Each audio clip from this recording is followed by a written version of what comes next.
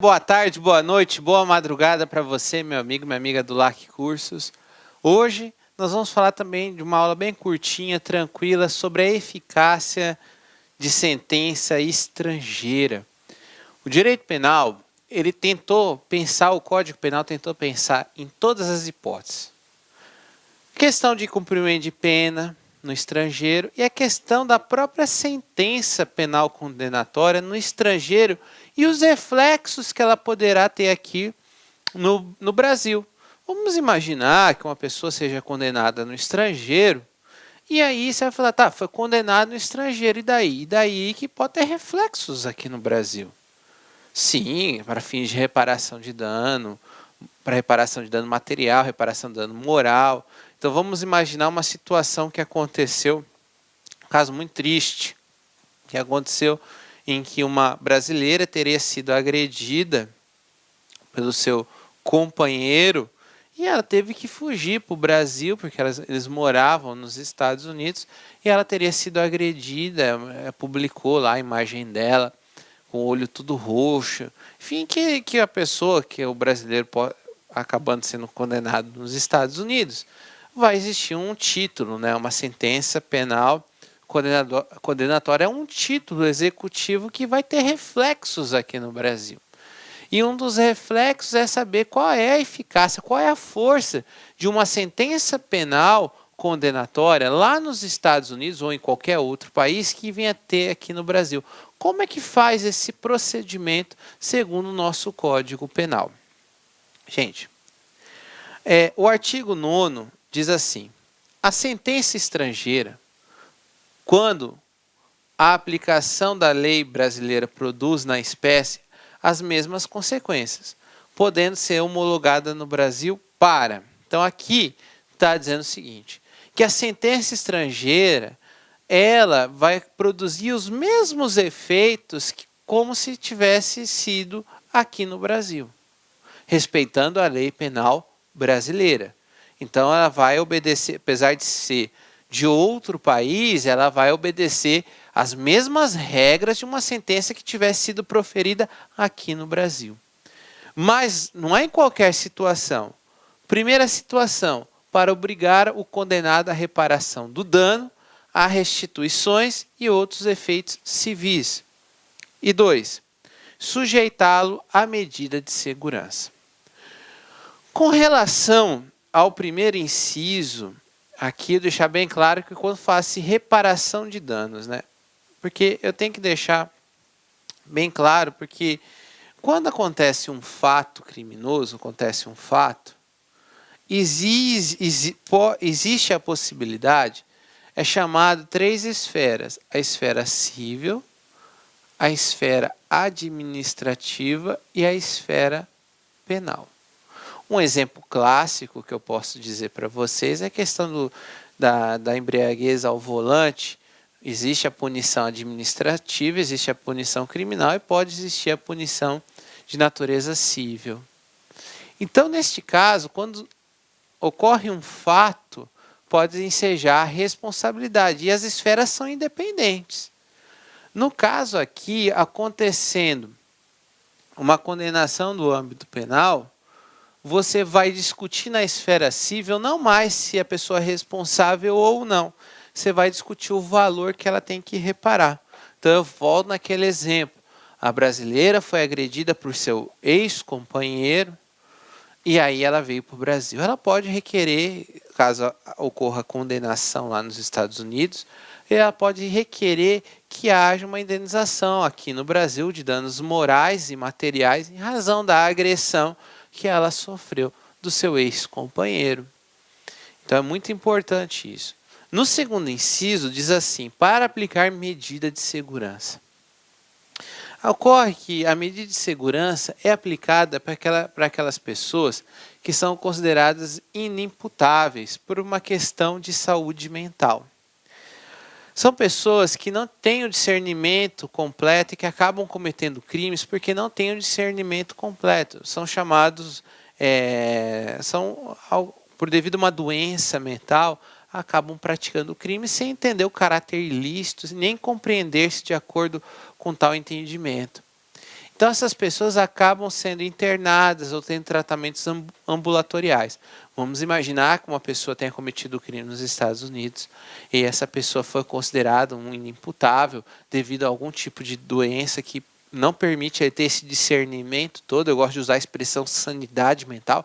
Ele não tem uma sanidade mental. E aí você pode pedir para que se cumpra essa medida de segurança aqui no Brasil. Ah, professor, então é assim. São nessas duas situações e é bem simples, né? O sujeito vem, ele vai chegar com a sentença na frente do juiz e vai dizer assim, executa, é isso? Não, não é assim. O parágrafo único traz o procedimento, a forma como vai ser homologada essa decisão do estrangeiro aqui no Brasil. E diz assim, a homologação depende para os efeitos previstos no inciso 1, ou seja, da reparação de danos, pedido da parte interessada. E letra B, a linha B, para os outros efeitos da existência de tratado de extradição com o país cuja autoridade judiciária emanou a sentença, ou na falta de tratado de requisição do ministro da Justiça. Então tem que, no primeiro caso, o pedido de homologação parte da pessoa interessada. No segundo caso, no caso da medida de segurança, tem que ter tratados ou convenções.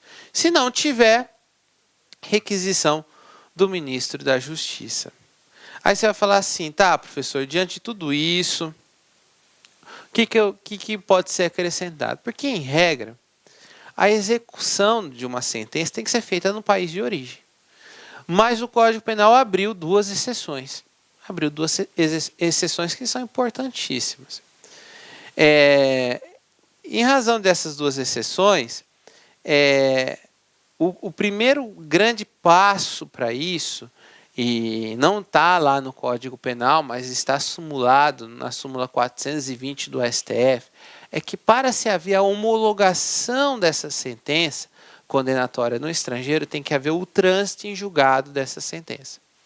Significa que é uma sentença que não cabe mais nenhum tipo de recurso, ou seja, ela está pronta para poder ser homologada pela Justiça Brasileira. A Justiça Brasileira não pode, em hipótese alguma, homologar uma sentença que ainda não houve o trânsito em julgado, que ainda está passível de recurso, por uma questão de segurança jurídica. Que tipo de segurança jurídica haverá se homologa uma sentença que poderá ser alterada mais à frente?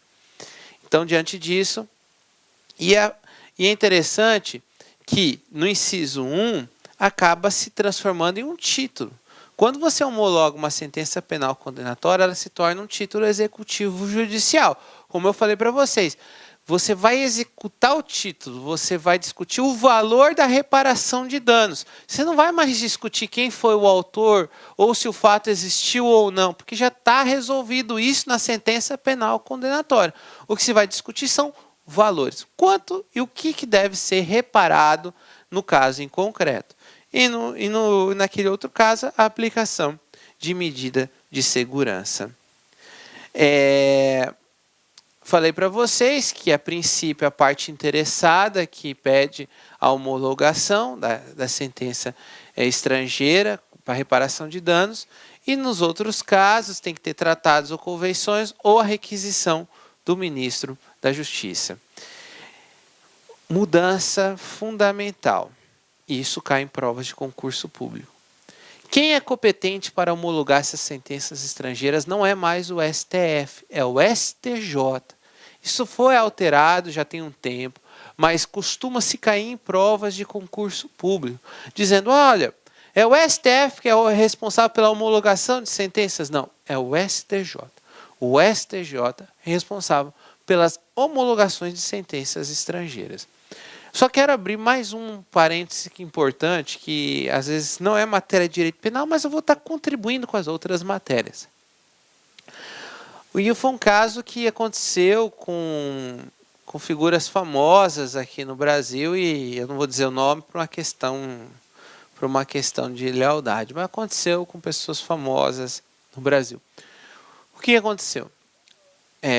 Foram para Las Vegas, fizeram várias dívidas de jogo e, consequentemente, voltaram para o Brasil.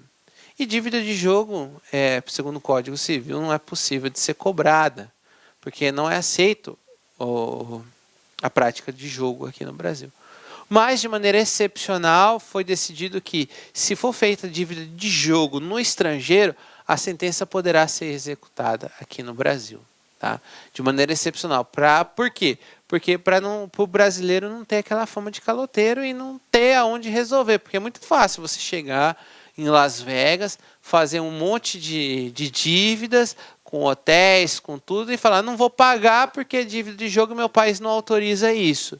Para manter-se as relações e a segurança das relações entre os países, permite-se a execução de sentença oriunda de dívida de jogo. Tá certo? Só fica essa anotação que é importante. E aí, assim... Olá, meus amigos, minhas amigas, sou o professor Luiz Antônio Carvalho, estou aqui para fazer um convite muito especial para vocês. Eu sou o coordenador do site laconcursos.com.br e com muito orgulho estou aqui para apresentar uma isolada top de linha de direito penal, parte geral, com o professor Pedro Silas, né? Este curso do professor Pedro Silas, ele grava artigo por artigo do Código Penal, tá certo? Direito penal, parte geral.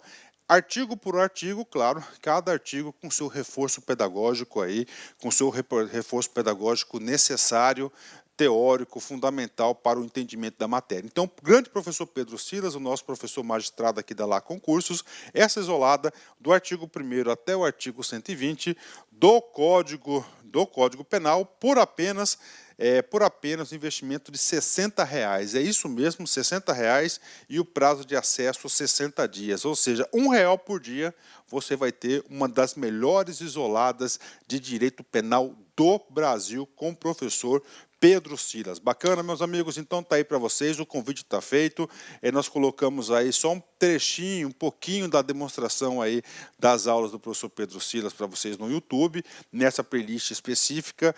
Detalhe, quase todas as videoaulas, o professor Pedro Silas aí trouxe a resolução de exercícios. Tudo bem? Pessoal, quer fazer matrícula? Então clique aqui embaixo, nós temos um link aqui para a isolada e nós temos também um link aí que vai direto para o nosso WhatsApp de atendimento da Lá Concurso. Bacana, meus amigos? Espero vocês, um forte abraço, fique com Deus, tchau, tchau.